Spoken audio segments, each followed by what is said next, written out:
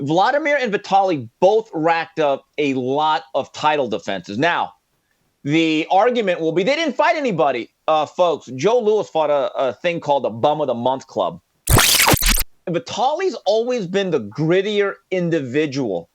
I've always felt that out of the two brothers, and both of them are very courageous as prize fighters, if there was one that you wanted in a foxhole, guarding your back with your life on the line, I think it would be Vitaly. In years past, when there have been other uprisings and other situations, there are pictures from years ago when Vitaly was not afraid to go up on the front line.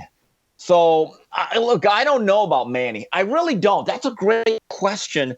But I do know this. The Klitschko brothers, in my view, based on what I know about them, my dealings with them, which have been, relatively minor, they're very, very sincere.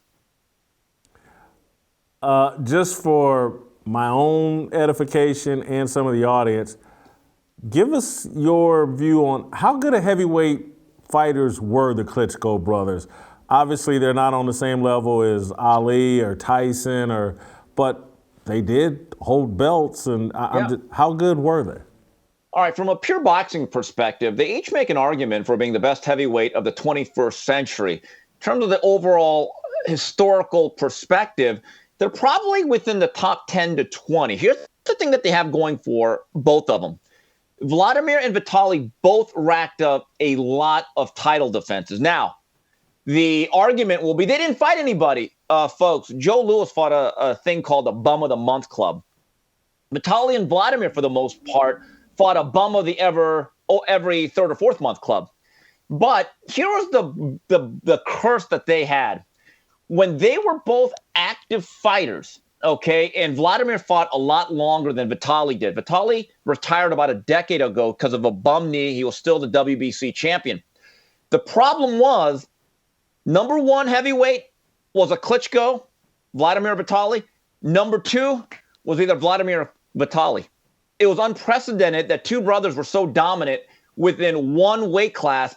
So unless you're asking them to be Cain and Abel, they were never going to fight. And I'm not so sure either of them had that defining historical moment that makes them an all-time great. But if you look at the longevity and the number of defenses, also the evolution of athletes, these guys were 6'7", had the wingspan of a 747. They weren't always exciting, but I do think Vitaly was a little bit more of a grittier, tougher infighter. They were both very tough to beat. What's interesting about Vladimir, he's one of the last heavyweight champions, or the last one, that the late, great Emanuel Stewart trained. He actually rehabilitated his career after some very surprising losses. And he said, the thing that is frustrating to me, Steve, is that he likes to play chess. And that shows up in the boxing ring. Because Kronk fighting, we're all about a violent game of checkers. Very strategic, tactical fighter Vladimir was. I would say overall, though, the fact that they had longevity and consistency, they're in the top 10 to 20. I would only ask you this because I know you can pull it out of your head. Between the two of them, who was their best victory?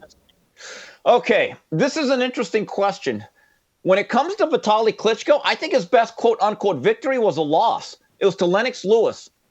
Kirk Johnson, I think it was in 2004, was scheduled to fight Lennox about 10 minutes from here at the Staples Center. Kirk came up with an injury. Vitaly Klitschko was then put into his place. On a week-and-a-half notice, he had an unbelievable heavyweight scrap at the Staples Center, and Lennox said after that, I'm done.